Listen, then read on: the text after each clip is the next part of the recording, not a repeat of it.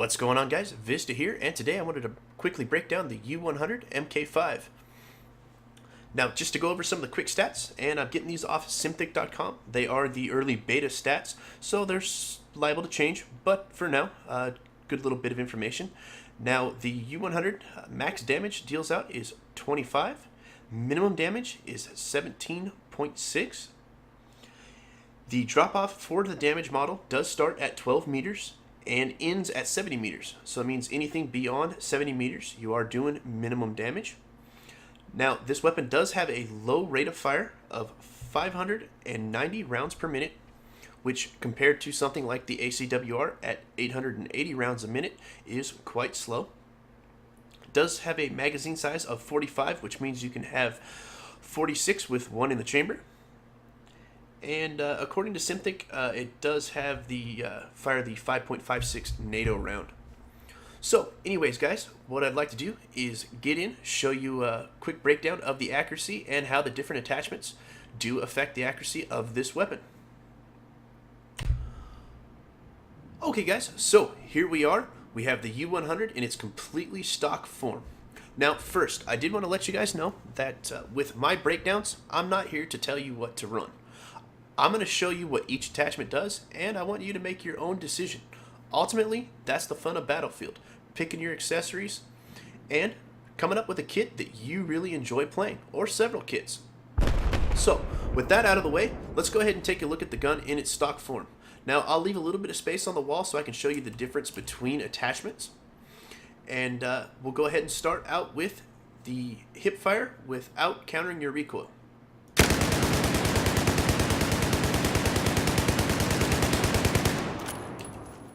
Okay, so quite a wide spread all over the place. Looks to be almost a straight vertical recoil. So let's go ahead and take a look at countering the recoil while hip firing.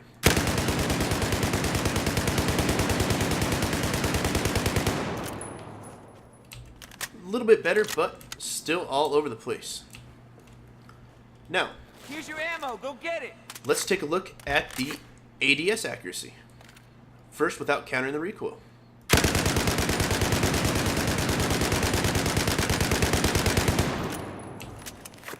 Nice straight line, fairly tight group. And while countering the recoil.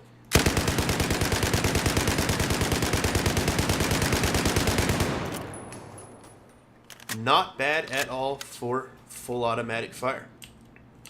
And we'll throw a quick burst fire in here.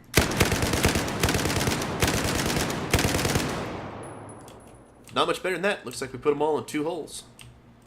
So, let's add some accessories and see what happens.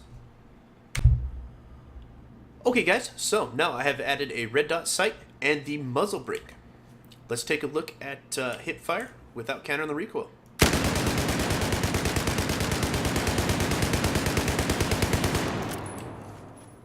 So, as we can see, pretty much the same spread, maybe a little bit tighter, but not quite as much vertical climb. And that's the purpose of the muzzle brake. And let's go ahead and counter the recoil.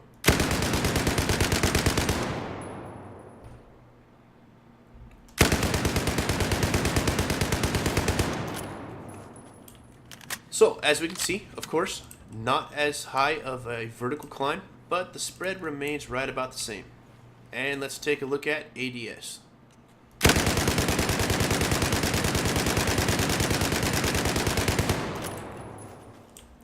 Of course, once again, not as much vertical climb, a little bit wider of a spread.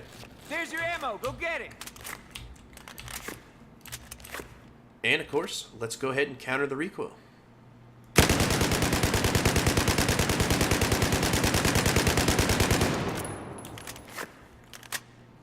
So, not much of a different spread, and a quick burst fire.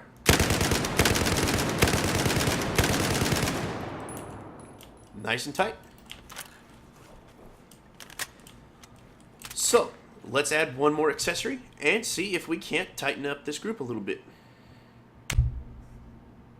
Okay, guys, so we have now attached the folding foregrip which is going to decrease our vertical recoil even further, especially for the first shot. Now, unlike Battlefield 3, this doesn't have any effect to our ADS accuracy or anything like that. So, let's compare it without counting the recoil from the hipfire.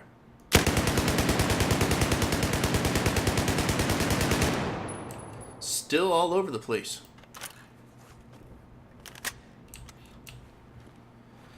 And let's go ahead and counter the recoil.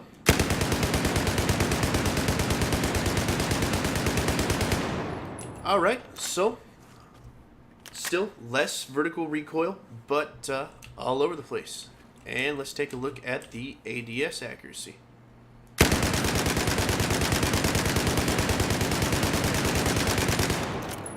And actually looks like we've gained a little bit of right-hand recoil. Still spreads pretty on par with the stock rifle. And let's go ahead and look at our counter the recoil.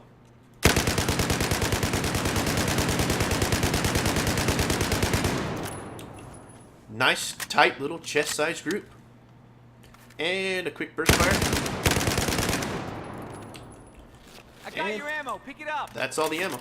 So, as we can see, guys, with this weapon, hipfire accuracy isn't the best, kind of all over the place. Not going to be your best choice unless you're up in their chest like this. Counter the recoil does help on the vertical side, but our horizontal spread is still out there. Now with ADS, we got a pretty tight group in the stock configuration, and not too bad with the muzzle brake and equipping the folding foregrip. And of course, countering our recoil is still always our best option, and burst fire looks to be pretty tight. So now let's go talk about where this gun is a little bit weak. Okay guys, so now the U-100's weakness, and that is long range targets. Remember when I told you guys the stats that the damage drop off is at 70 meters, which means beyond 70 meters we're only doing 17.6 damage, and the accuracy at range is terrible. I have equipped the 2x magnifier, which helps you, get on target a little bit better.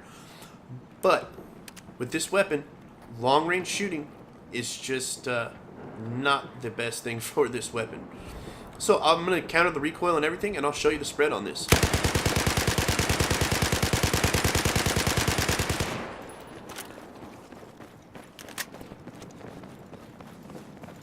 So if my target was in the middle, how many bullets do you think I actually put into him, doing the minimum damage for this weapon? It's not that great.